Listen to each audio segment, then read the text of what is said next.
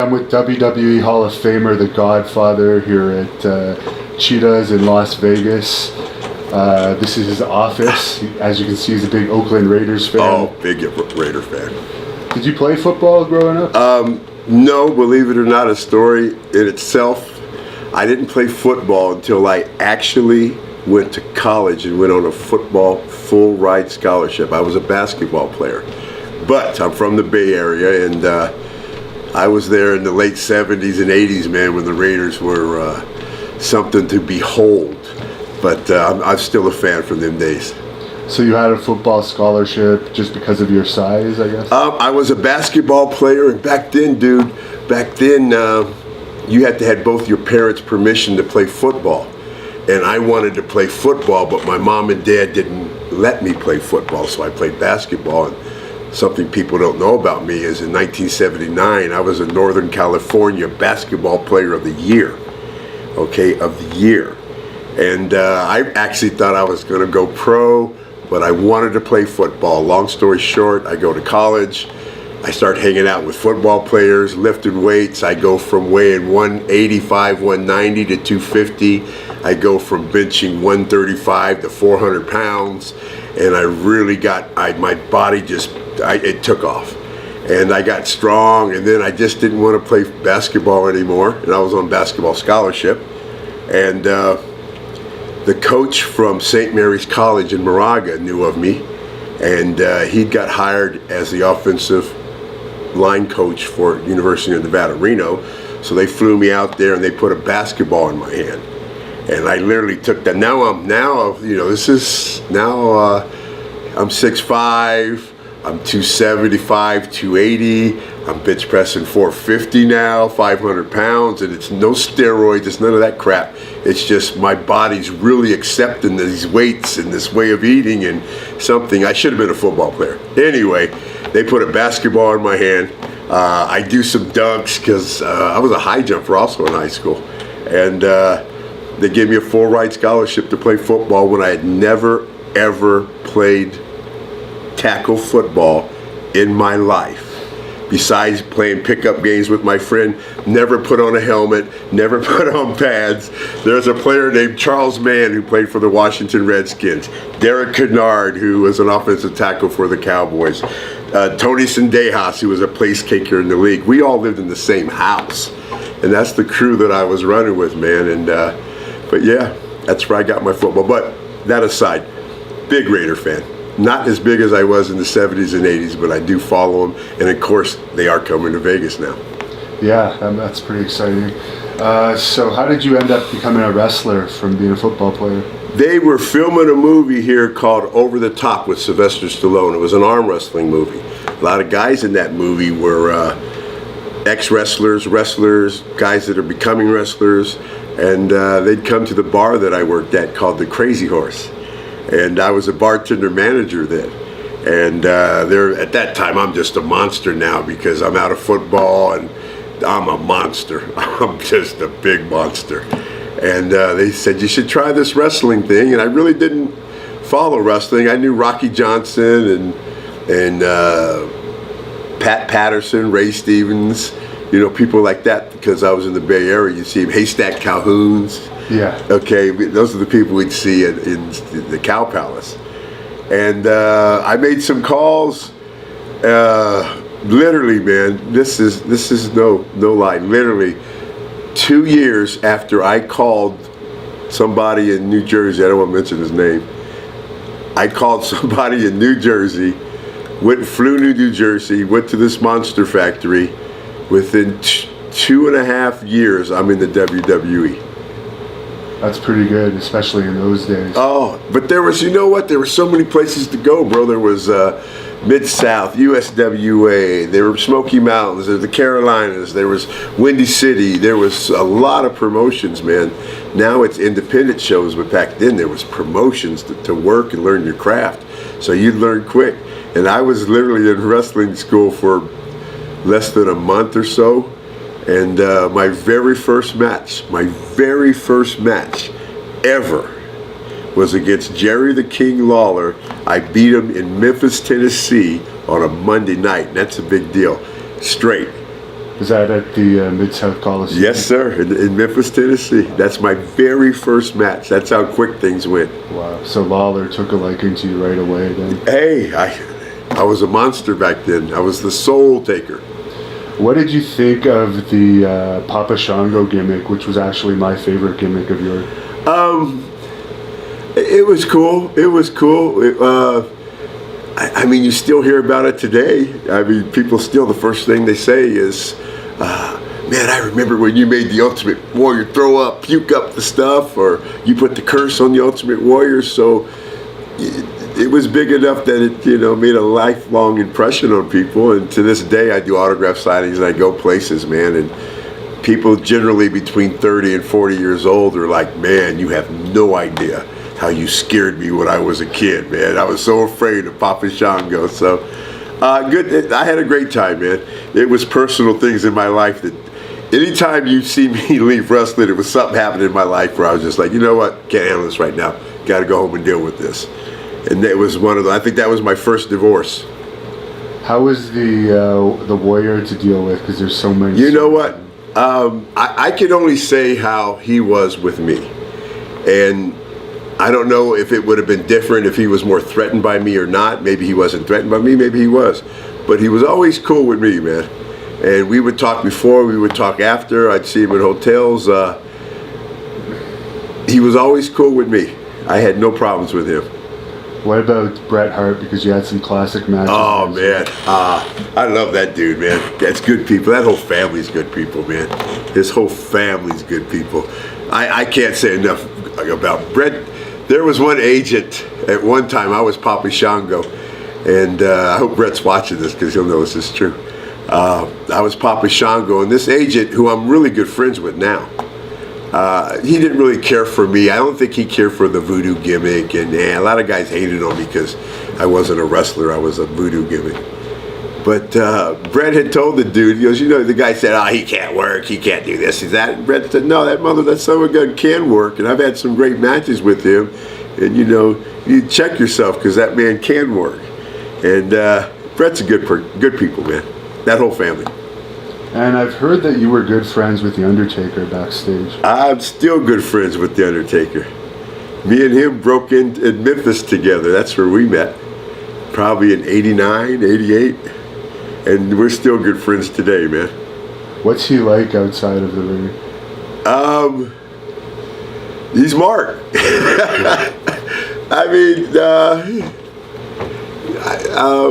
he's a good dude, man. I tell you what, and I've known him. We were a tag. People don't know this. We were a tag team in '89, I think, in Memphis called Death Express. I was the Soul Taker, and he was Master of Pains. And after this interview, if you want, I'll show you a picture of me and him.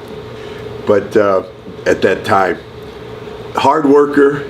From day one, he wanted to be somebody special, took it serious, has nothing but respect for the business.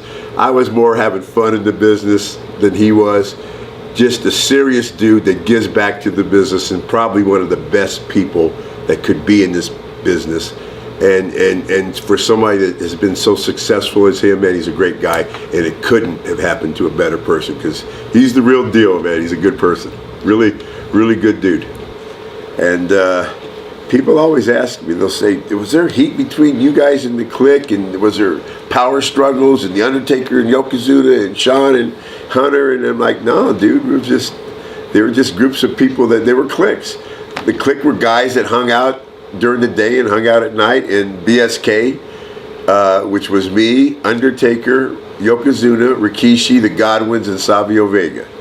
And we were guys that hung out together, and that was nothing more than that. The BSK stands for Bone Street Crew. Not Backstreet Killers, not Bone Thug Killers, whatever people say. It's Bone Street Crew. We all have tattoos that say BSK on them. I think Takers, most people are familiar with Takers is here or somewhere where it says BSK on them. Okay. But all it was Bone Street Crew means we were a group of guys that at TV, and anytime that we had extra time, we played dominoes. Dominoes are called bones. So Yoko would be like, hey, let's get BSK together. Bone Street Crew, let's play for some bones. And that's where that name came from, Mythbusters. So there was no heat between you guys? No, none whatsoever. I wasn't as good of friends with those guys as I was BSK, but I was very good friends with them. Very good. And to this day, I talk to every one of them. You know, I don't see Hunter too often, but Kevin, Sean, you know, Razor, Billy Gunn, all them guys, man. I see them all the time. I'm cool with every one of them. And you were in the Nation of Domination with The Rock, who has become probably one of the biggest movie stars of all time. Man. What was maybe like president. Never know. He might be president in a couple terms. But what was he like in those days, and what do you think of him now? You know what? This is what I tell people about The Rock. Good dude. Good dude. Real dude. Was nothing but nice to me. Couldn't have happened to a better dude. Nice guy. Nice guy. You know, no bullshit behind him. Nice guy. Would you ever, talented guy. Would you ever have expected in those days that he would have become such a star that he was? Vince told me and Ron Simmons when he said he was going to put him in our group that he was going to make him the biggest thing wrestling has ever seen. And that was from Vince's mouth. So the man don't lie. He just needed our help at the beginning. And the Nation really helped launch his career. I think they brought him out as Rocky Maivia or something the first time, and that people kind of shit on that. And then they put him with a bunch of black guys and got people to hate him. So it was a cool dude, man. It was really, I love the Nation. And to this day, D'Lo used to work here. And now he's got his own wrestling school and some other things, but D'Lo worked at the club for like 3 years after TNA. Security? Well, he was more of a floor host. You know, walk around, talking to people, sitting with people, you know. People love talking to him, you know. Did you ever see Farouk in any of his barroom altercations? I will say this. I just had I was just talking to Farouk and we were telling some old stories. And I will say this, because I don't like telling on people. Ron and John are as tough as the acolytes are. And I have been in many barroom scuffles, most of the time that I started. And they are true tough guys. I swear. They're both tough son of bitches. You were Kama Mustafa for a while there after Papa Shango. Yeah. I guess that was, you had your divorce, you took a break, and they wanted to bring you back as something else. It's like when I came in, it was Kama Mustafa. Yeah. Yeah, well, that was that whole, you know, switching kind of. I showed up to TV one time to be Papa Shango, and I got turned into Kama Mustafa, and I went from being a voodoo man, Papa Shango 2, to being Kama Mustafa in the Nation of Domination, and me and Ron Simmons wrestling Undertaker in a handicap match, and me going over. So that's how Kama Mustafa got born. So I guess your favorite gimmick probably was the Godfather. Come on, gimmick. man. It's closest. Gimmick? Well, I don't Gimmick, say gimmick. Cheetahs, Las Vegas, Topless Club, all these girls. You seen all those girls in there, man. Gimmick? Man, I'm the closest thing to, you know what? I don't know if the Godfather is me or I'm the Godfather, man, but we're the same person. You couldn't get as close to real. I'm not a pimp, per se, but, you know, I'm a good dude, man. I'm just like that guy that you guys seen on TV, having fun, enjoying myself, and any place I go, believe me, they'll tell you, you have a good time when you're with the Godfather. And you had one victory in the Brawl for All, and then one kind of controversial defeat, but what did you think about that whole Brawl for All situation? I wish I'd have took it more serious. Yeah. You know, Bart Gunn got me, and I just... Your cardio was shot. No, it wasn't that. Overconfident. Okay. Just overconfident. Just thinking that nobody could beat me at anything. Just overconfident. Just saying, going there saying, oh, Bart can't beat me. You know, and then Bart told me, when we were walking out there, Bart said, I'm going to knock you out. And I laughed. I'm like, yeah, right. Yeah, okay. Yeah, you're going to knock me out? Overconfident. Thinking... overconfident, and I got caught. You know, I was planning on winning that thing. Well, you were doing pretty well until you got caught with. Hey, got caught. Yeah. Do you think it would be interesting for them to bring that back? I don't think nobody would do it. Different type of people that are wrestling? People would probably be afraid to put themselves out there like that now. Yeah. You know, we didn't care, man. We were real. Especially during that Attitude Era. That was the real deal. And I was being as real as I can. And what you seen out there boxing was Bear. They call me Bear here in Las Vegas. And that's who you seen out there, Bear. Yeah. You know? I guess occasionally you probably still have to deal with some unruly customers or even... No, not me, man. I got young guys in there that are bigger than me, that are good-looking guys that know how to talk to people. We don't have much problems here, man. You don't have the problems like you used to have back in the day. And I've got really good guys that work here. I don't get involved in any of that. I'm just here to be myself, man, and have fun. And you're married, right? Yes, sir. I've been married. This September will be 19 years to this beautiful young lady right there. Isn't she beautiful? Look at that, I gotta get close up. Yeah, that's my wife there. She is more the Godfather than I am. People don't understand that, you know? And I really, you wanna hear a story? Because I know we're gonna end this pretty soon. Hall of Fame speech. One of the biggest reason the Godfather became what he was is my wife. She did the glasses, the costumes, the colors, the hats, the robes, the feathers, everything. And I wanted to be a mean pimp. I didn't want to be a good pimp. I wanted to be a mean pimp, wear black, mean. And she's like, no. I fought her on everything, and everything that she told me to do worked. So, come Hall of Fame, and you know, Godfather's known to get herbally stimulated. And I'm having a good time that day, and I'm telling her, wait till the Hall of Fame, I'm going to put you over, I'm going to do this, man. My grandson's there, my family's there, man, this is going to be great. So I get out there like my normal self, having fun, get carried away, and I don't script nothing, never have. Don't write nothing down on paper, which you should. I don't script nothing. I go out there, and I kind of have an order in which I'm going to do things. Well, I blow through that order, and I forget to mention my wife. And because I was going to mention her right after I said something about my grandson, it was his birthday. And that went so well that I went to the next thing. And the second I walked off the stage, I went, oh, shit. I don't know if I can say that. I said, oh, hell. Hell. Sounds like Bradshaw. Oh, I said, man, did I mention my wife? And forgot to mention my wife in the Hall of Fame. So every chance I get, I try to rectify that. But 2 years ago, Hall of Fame, on the red carpet, I got to rectify it. They gave me a chance to do it again, but crazy. Great person. Love her to death. And we were married in 2000, so it'll be, 18 years this year, 18. And you have grandkids, I'm surprised. Yes, I got a grandson who's 8 years old. Wow. You know, yes, sir. Yes, sir. So for people that are in the Las Vegas area that want to check out your club, is there any deals or anything that they get? Hey, you could always come in here, say Godfather sent us, and you'll get the deal of a lifetime, I guarantee you. And plus, remember this office, because if you're real cool, I'll bring you back here and we'll chop it up. And I'll tell you some stories here at Cheetah's, Las Vegas, Nevada. There's only one, baby. This is where Striptease was filmed. Okay? Come here, we'll tell some stories, we'll chop it off. If you're herbal, we might even talk about that. But come on down, man. I'd love to have you and chat with you guys. And the final thing I'll ask you is, do you have any social media or anything where people could follow you that watch this? Believe it or not, you can follow me at 420 Smoke Train.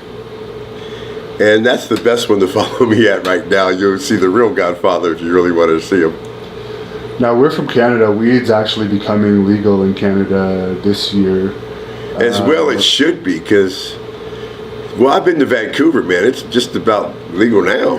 Yeah, they're not. I thought it was. I don't think they're really punishing people for it now, but it's not officially unclassified as illegal. But is it legal in Nevada? Yeah, it's completely recreational here now. Okay. When me and Val Venus did a tour, and I want to say Ralph Emery in Vancouver, his place, we went and visited that place, man, and we were on like a 3-day tour in Vancouver, went to like 3 different towns, And we actually had, this is no lie, I swear to you, and Val, I hope you're watching. We actually had a bud tender that was in the car with us that rolled for us. And his job all day was, we would drive for an hour, they'd pull over at some forest area, and this cat would roll us up some J's, and me and Val would burn them, and then we'd get going for another couple hours. And we had a guy for 3 days, his only job was to roll for us. So that's how cool Vancouver is. Now, I don't want to ask you this to be controversial because I know you have a great relationship with WWE, but it's not illegal in Nevada, I think Arizona to Colorado. Do you think it should still be on the list of banned substances? I tell you what, Vince is the coolest, hippest, most up-to-date person there is. And I think when it becomes legal in all states, then it'll become legal there. But he has a lot of people to answer to himself. And I understand his position freely. I completely understand his position. But if it becomes legal everywhere, it'll become legal there. Right, because it's better. I mean, look what he's dealing with, just social media alone. I mean, he's got to be on top of it. Yeah. Hell, thank God that these people weren't around when I was there. Compared to some of these oxycodone or oh my God. And stuff. You know what, dude? This is no lie. At 27 years old, I was Papa Shango, 27 years old. I'm taking pills, I'm doing this, I'm doing that. I'm drinking a liter of Jack Daniels a day, and I got my first divorce. And that's when I disappeared as Papa Shango. And I tried a joint for the first time in my life. A year from there, no more pills. Or maybe a couple years, but a short time after that, no more pills, drank very seldom, no beer. I'm into CBDs, I'm into Whole Foods, I'm into training in life. I'm doing so much better now. And you know, I don't think at 50, how old am I? At 57 years old, I don't look too bad, man. And I really think that is because of my herbal lifestyle and the fact that I stopped drinking and taking pills. And I never did steroids, but I did enough other bad things, you know. And once I got off of that stuff, and it's sad to see a lot of the guys my age look a lot different than me, man. And it's because they're still doing some of those bad things that I used to do. And I couldn't get them to try what I do now. So I live by it, I swear by it. It's done nothing but good things for me. It keeps me going, it gives me energy. Thank you, you know.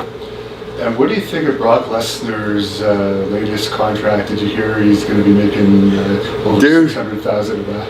If I ain't mad at nobody, bro.